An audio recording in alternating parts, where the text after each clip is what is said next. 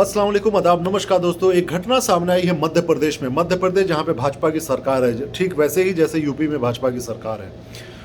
और अक्सर इस तरह की घटना देखने को मिलती है। घटना मैं नहीं कहूँगा, गुंडागर्दी में कहूँगा, जहां पर ना कोर्ट की बात होती है, ना इंसाफ की बात होती है। सीधे बुलडोजर चला के, अब मामला जब माइनॉरिटी से संबंधित होता है, किसी मुसलमान समाज से जुड़ा हुआ होता है, तो वो वहाँ पर ये नाइंसाफ़ी करना, गुंडई करना सरकारों के द्वारा, प्रशासन के द्वारा और भी आसान हो जाता है। क्योंकि उनको पता है कि इस घटना को लेकर, इस ज्यादती को लेकर, इस गुंडई को लेकर जस्टिफाई करने की ज़रूरत नहीं पड़ेगी, किसी को कोई जवाब देने की ज़रूरत नहीं पड़ेगी, क्योंकि ये मामला माइनॉरिटी से जुड़ा होता है, मुसलमानों से जुड़ा होता है।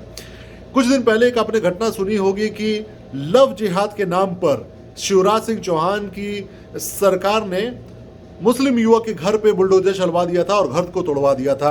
खैर, ज्यादती करो, क्योंकि तुम्हें ये लगता है कि तुम्हें ज़िंदगी भर यहीं रहना है और कभी मरना नहीं है, क्योंकि दुनिया में जो भी आया सबको मरना है। लेकिन अगर इंसाफ कोई सत्ता के सबसे शीर्ष स्थान पर रहकर ना कर सके, तो उस इंसान की मौत बड़ा ही सबक वाला होता है दूसरे इंसान के लिए, और शर्मनाक होता है। मतलब कि वो ज़िंदगी भर मेहनत किए, कमाए खाए, और मालूम चला कि बुढ़ापा सही से ना कटा हो, तो बहुत ही बुरी मौत मानी जाती है इसको। अब एक घटना ये देखिए जो स्क्रीन पे आपके सामने आ रहा है कि एक तांत्रिक है जिसने एक बच्ची को बोला कि एग्ज़ाम में वो अच्छे मार्क्स आ जाएंगे, उसके इम्प्रूवमेंट हो जाएगा। उसने उसके साथ बलात्कार किया, उसको होस्टेज रख के उसके साथ बलात्कार किया। और इस पर अभी तक किसी भी मीडिया में आपने कोई खबर नहीं सुनी होगी कि उसके साथ किसी भी तरह से शिवराज सिंह चौहान ने कभी बुलडोजर चढ़वाया या उसके घर को तोड़वाया। ये घटना आप नहीं सुनेंगे।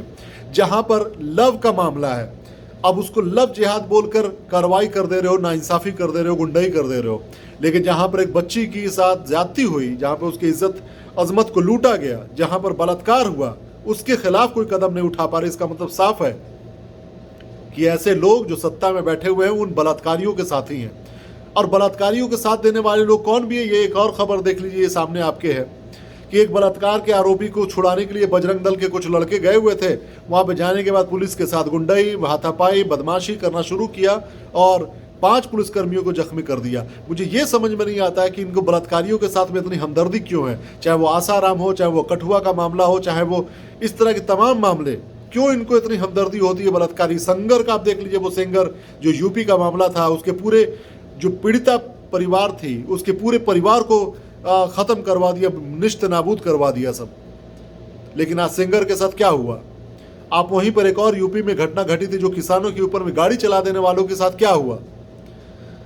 लेकिन वहीं पर कोई मुसलमान नाम से जुड़ा हुआ कोई घटना होगी तो उसके ऊपर कोई जस्टिफिकेशन देने की जरूरत नहीं पड़ती है, ना कोर्ट वहां सामने आती है, ना प्रशासन। बस नाइंसाफ़ी हो जाती है, गुंडाई हो जाता है वहाँ पर, क्योंकि उनको पता है कि ये माइनॉरिटी है, इनको साथ कुछ भी किया जा सकता है, कोई बोलने पूछने वाला नहीं है। लेकिन नाइंसाफ़ी बहुत दिनों तक नहीं टिकती। अगर हिम्मत है तो इस तरह के बलात्कारियों पर कार्रवाई करो। शिवराज सिंह चौहान, तुम्हारी सरकार में अगर इस तरह की नाइंसाफ़ी होती रहेगी तो याद रखना, ये कुछ दिनों तक लोगों को बेवकूफ़ बना सकते हो, लेकिन जिस दिन लोगों का आँख खुलेगा उस दिन सत्ता से किस तरीके से फेंक दिए जाओगे कभी पता नहीं चल पाएगा। धन्यवाद। जय हिंद।